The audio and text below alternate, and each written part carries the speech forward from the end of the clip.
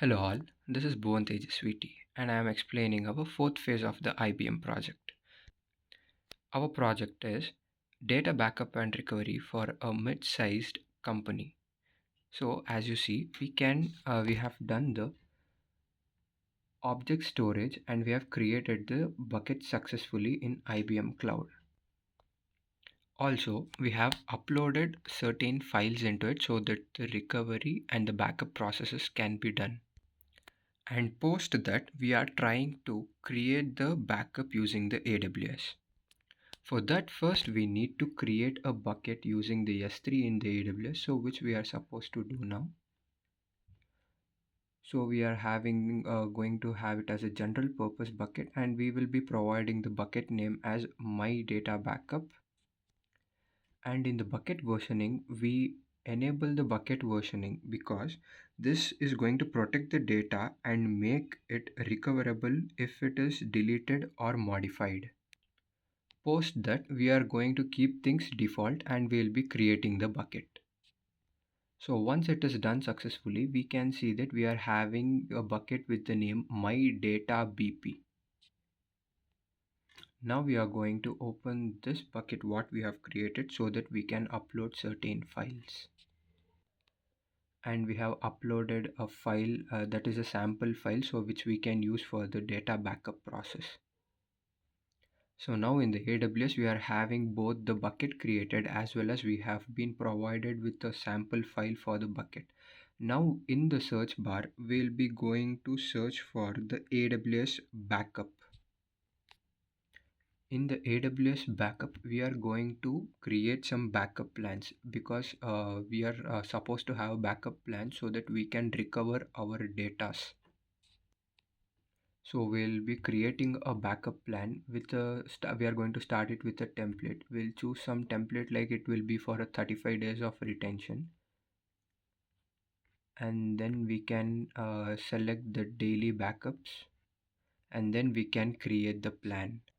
So as we can see, a backup plan is created in the name of my data, my backup.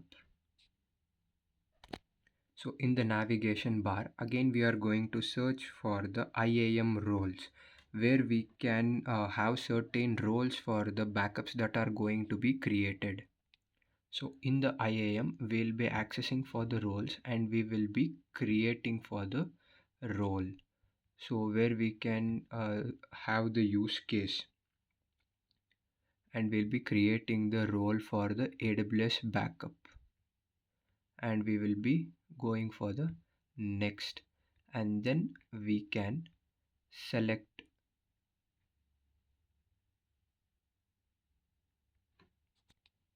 we will be now selecting the AWS backup and we will be creating the role. So now we are having a role with the name of AWS backup for S3, that is a created role. So in the AWS backup now we'll be going to create an on-demand backup, and that is it will be done in the protected resources. We are going to create an on-demand backup. So that we'll be creating a backup now which starts within 1 hour and the retention is 35 days which we had taken while creating the role for the backup.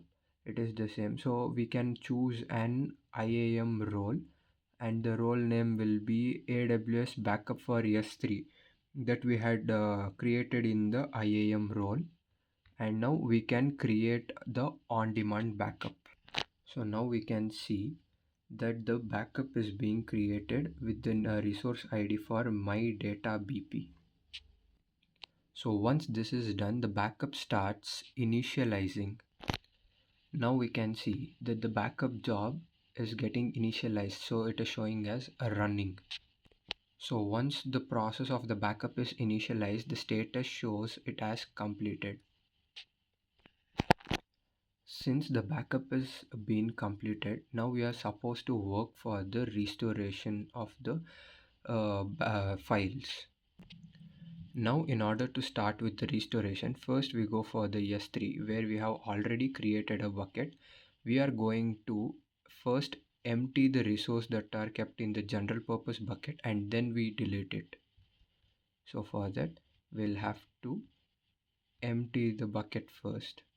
So we'll be writing it as permanently delete, and then we'll be emptying it.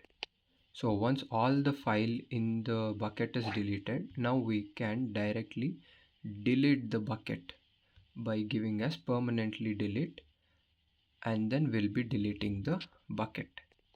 So now we can see the bucket what we had created earlier has been deleted, and hence it is again showing to create a bucket. Now we'll be going for the backup, and then we'll be restoring the data.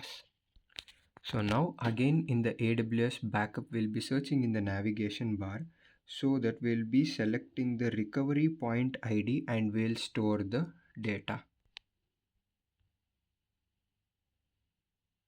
So in the protected resources, we are having the resource ID, my data BP, and we'll be going for the recovery point ID that we have already deleted from the S3 bucket, and we'll be restoring it. So before restoring, we can just check in the jobs that when we go for the restore jobs, it is currently an empty resource. But once it starts initializing, we can see the restored data in the restore jobs. Now we are giving the recovery point ID to restore. So now the restore has started to initialize, so which shows the status as running. So after a while it gets completed. Now the restoring process has got completed. So it took about 8 minutes to restore. This restoration of the file is generally what we had deleted from the S3 bucket. So this can be automated using AWS, so that timely whenever a data is being removed or deleted, or even if it is corrupted from the S3 bucket, it will be backed automatically, and then within a few minutes it will be restored